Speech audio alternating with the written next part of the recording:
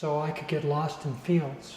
I could just leave my house and go out and then start to explore. And that's where I learned so much about insects, butterflies, birds. I just love being outdoors. I felt like I even had magical powers with nature.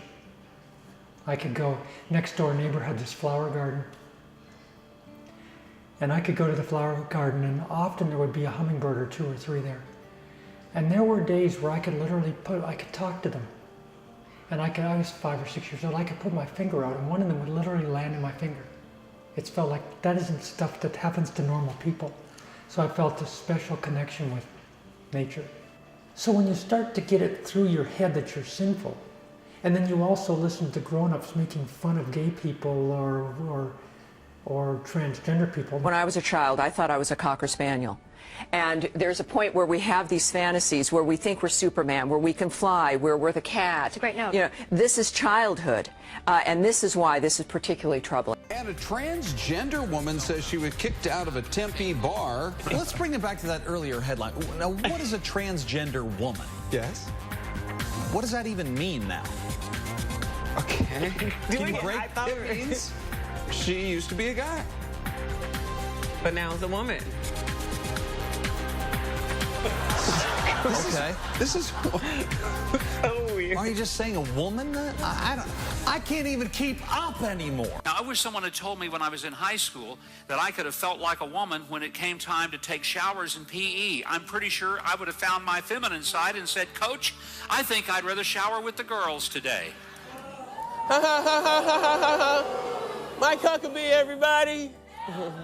Yeah, let's all laugh, but we're really agreeing that we condemn this lifestyle. Ha ha ha ha. When you hear that people think you're perverted, or you're maybe a child molester, or you're maybe psychiatric, or, well, maybe they're right. You know, you start to look upon yourself differently. And I had this, I bought into this. I really thought that that's really who I am now. Even though I was trying to be the best person, so you hide. At least that was my way. I wasn't brave enough to kind of come out and just tell people, hey, this is who I am and I'm proud of it. 5 years old, and just knew that I wished I was a girl and wanted to dress like a girl. I didn't know how all of that might work, but I sure wanted to be a girl. And I wanted to be with the girls. I wanted to be playing their hopscotch. I tried to study that so that if I ever got asked it, I'd maybe have a clue how to do it. As I got a little bit older, I started to purchase a few things. Mainly things that couldn't be seen, like female undergarments. I would be 14 or 15 then. And I would buy them and then maybe take them to high school with me and put them on in the restroom. And then wear them to class all day. Then when I get home, I'd take them off and hide them so that nobody would find out. This is all, by then I really felt like I gotta keep this hidden. But when I was dressed like that, I felt like I was myself.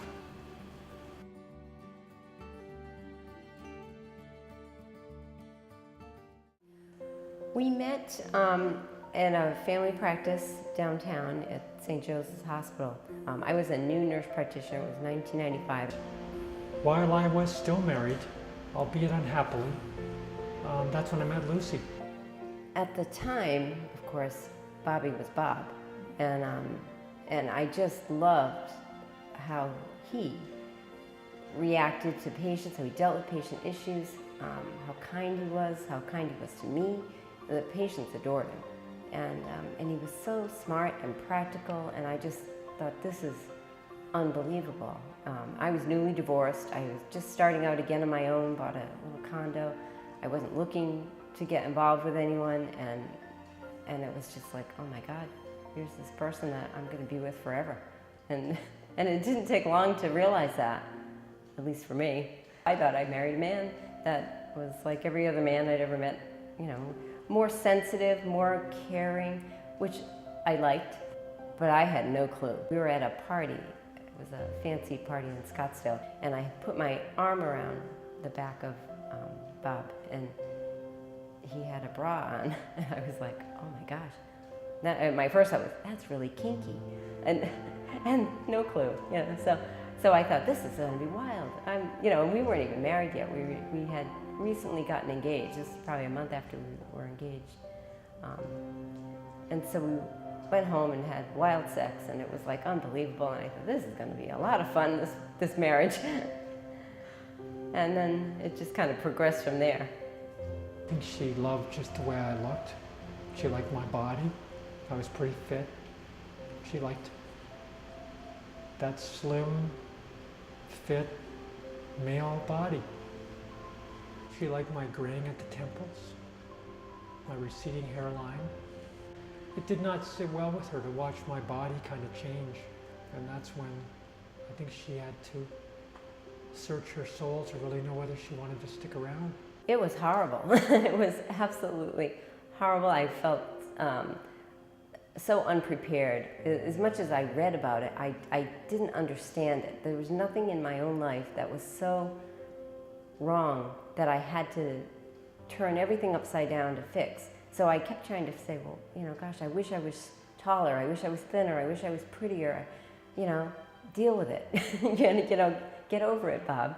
You know, is it that important that you have to like ruin our lives? Or, you know, I was so angry and really I didn't understand at the time, and I was cruel about it. Really personally attacked her with the changes that she was trying to make herself feel right. 10 years ago now, it really built to a point where I felt like I just had this feeling like the world would be better if I wasn't in it anymore. I was useless. I was a bad person. I was sinful. I just didn't want to be around anymore. I didn't want to struggle with this any longer. So as only I can do it, I planned, I planned how I would suicide, and I started to get things in order. I wrote notes to my kids and my mom and my brothers and Lucy and everything else. It took a while.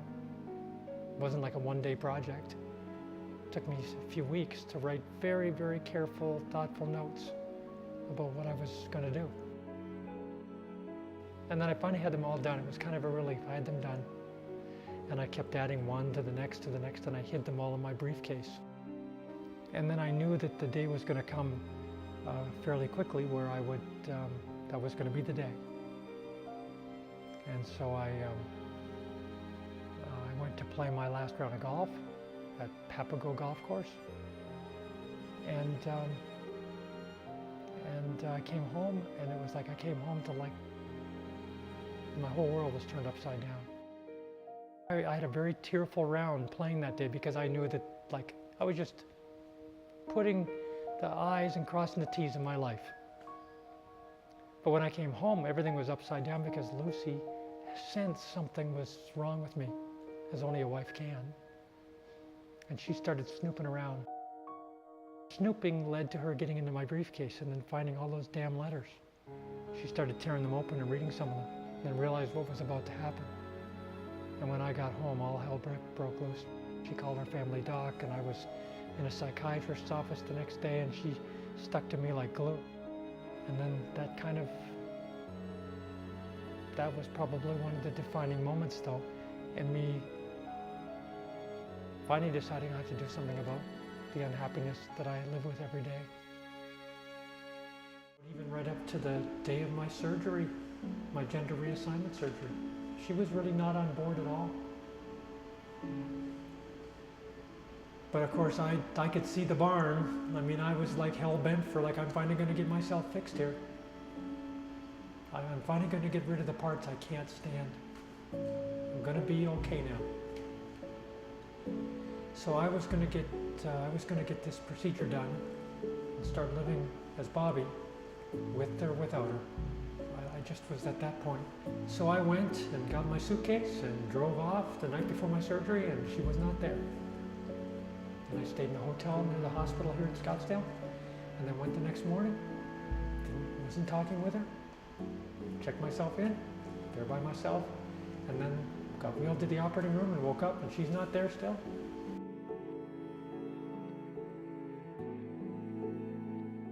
Well, it really didn't happen fully until the surgery.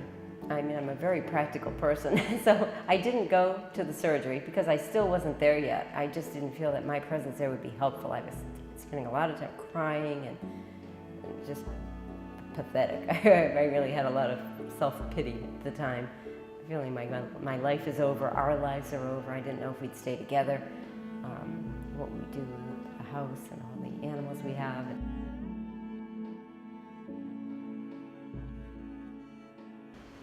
She wasn't there I didn't know whether she'd ever be there. I mean, I was going to come back to this house, but I don't know I was going to come back to the home anymore. I just felt like you have to get over this now, talking to myself, because there's no going back. The surgery's happened. This isn't going to, reverse itself.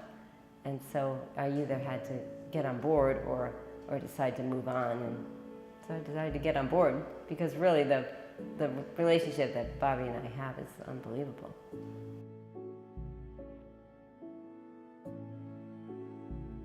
We went out, I waddled off to lunch with her, and it was somewhat awkward, but that's when she told me that she'd made up her mind about our marriage, and that she was going to stay. And that gets us into a whole other issue of why would you stay? I looked at different people that I had read about, not necessarily known, that had been through tragedies and traumas and real big life events. And I looked at how they handled it and how they came out on the other side. And one of them was Jason Schechterly, that policeman that was so badly burned. And his wife, was right there. And the other one was Christopher Reeves. Accident, changed his life and his family's terribly. And his wife was right there. And I thought, this is similar to that. What if Bob had cancer? What if, it's not all about we can't have sex anymore. It wasn't that kind of thing. But it was the change in our lives that was going to be so difficult, I thought, for us. And in the end, it really wasn't as hard as I was anticipating.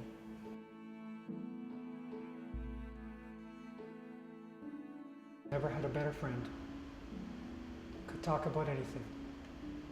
Admired each other, respected each other. She is so talented. That was before the whole transition. And nothing's really changed. But we went through hell going through the transition. But now it's like, it's all that same kind of feeling, that same kind of affection, minus the sex. Best thing that I ever did was my father. The best times I ever had were on a golf course with my dad. Once I got myself all kind of like organized, and my life was Bobbi, and I'd lost my jobs, I had no particular dreams of advocating for transgender people. I was just so happy to have my own shit together finally. I also had free time in my hands. So I was volunteering, but I also wanted to start to play golf again.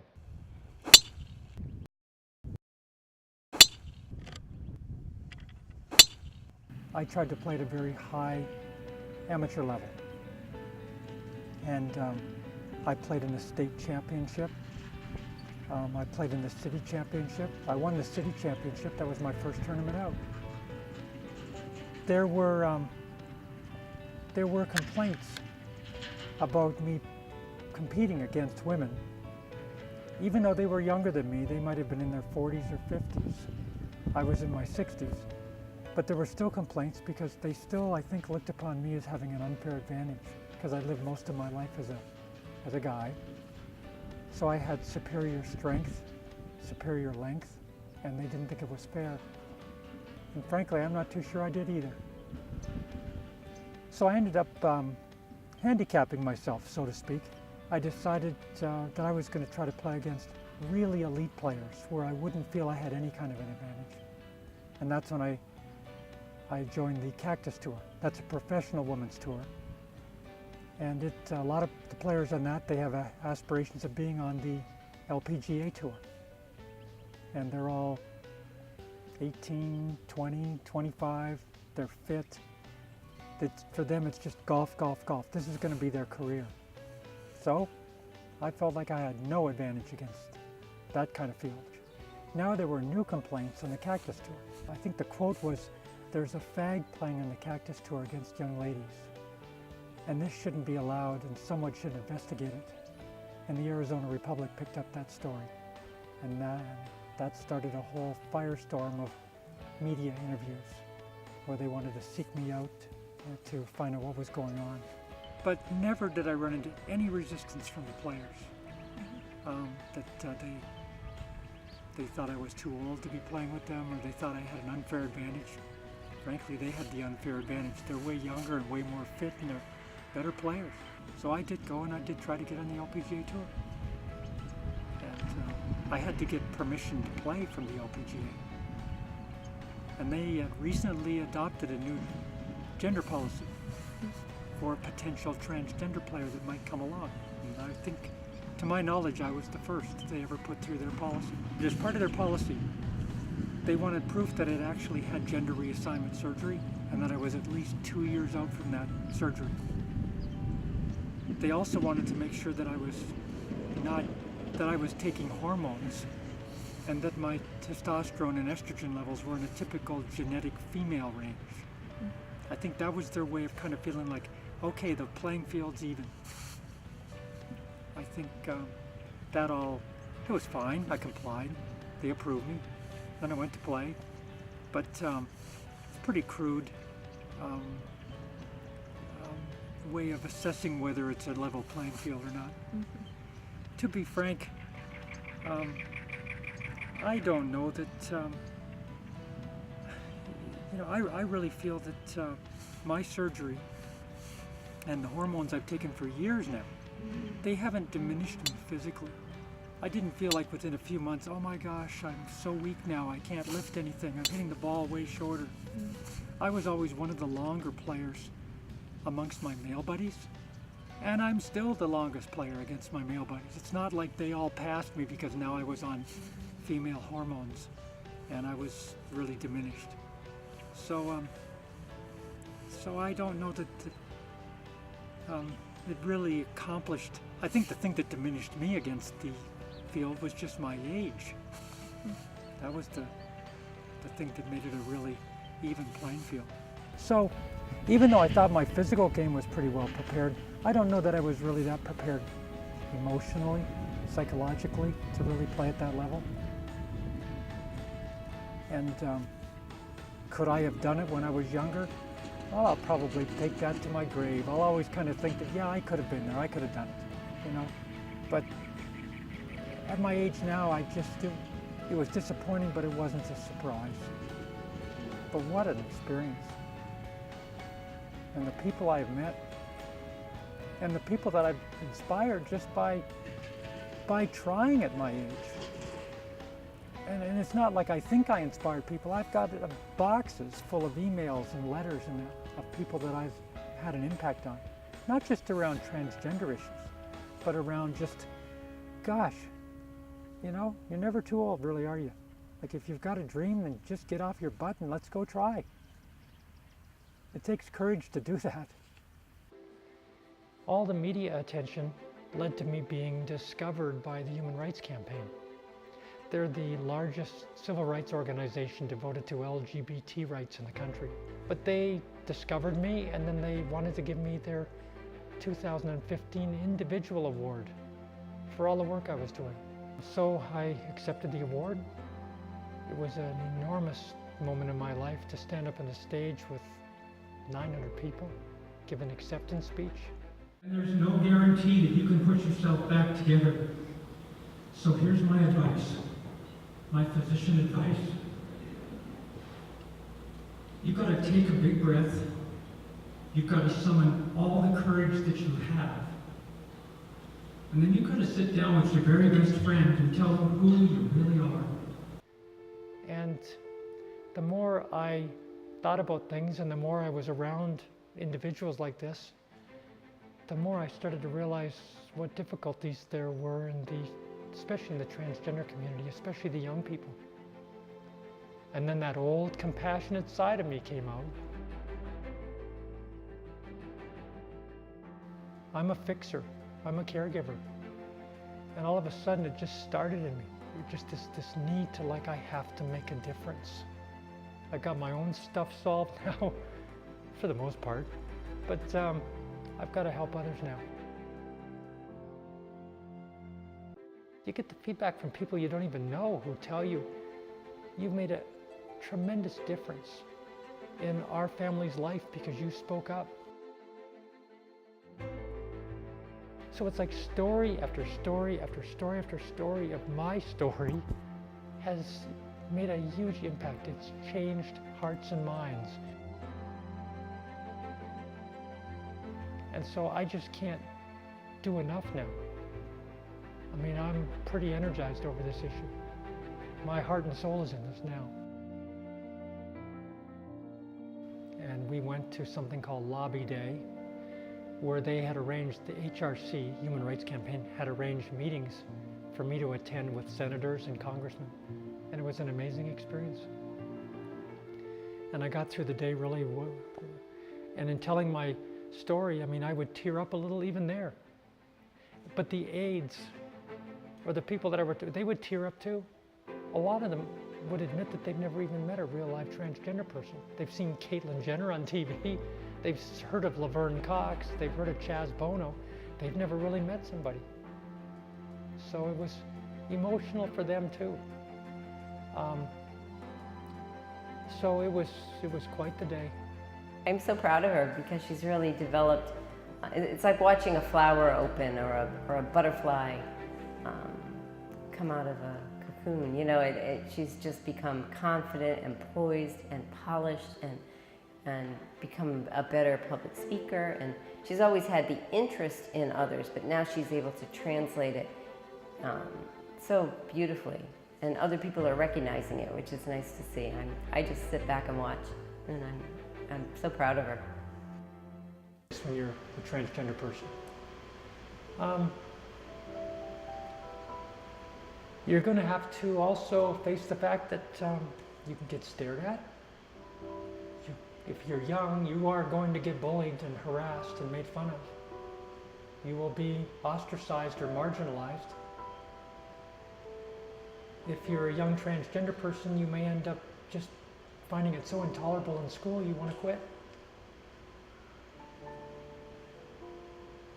If you're transgender in this state, then you're young and you come out to your parents, you've got about a 25% chance, that's about where the odds are right now, 1 in 4 that you will be kicked out of your home.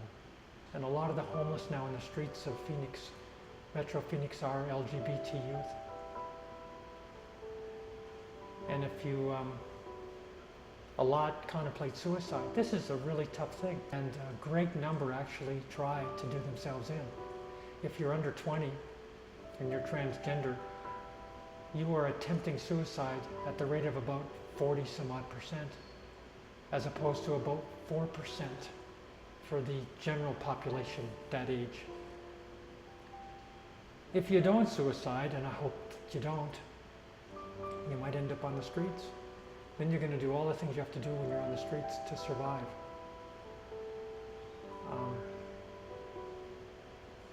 If you're older and transgender, you're going to face 4 times the likelihood that you're going to live in severe poverty.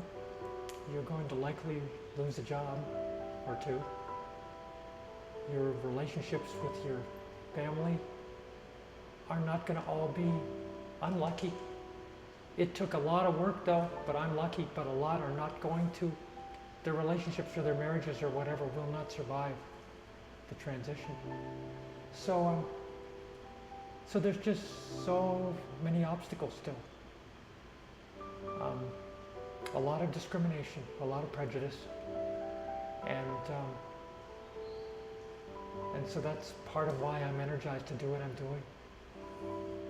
I've got a big educational role to play here, especially as a physician. Being transgender, there's nothing wrong with it.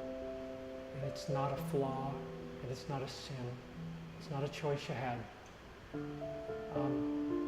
There's nothing wrong with you. Just hang in there. It does get better. Involve your family, involve a good friend.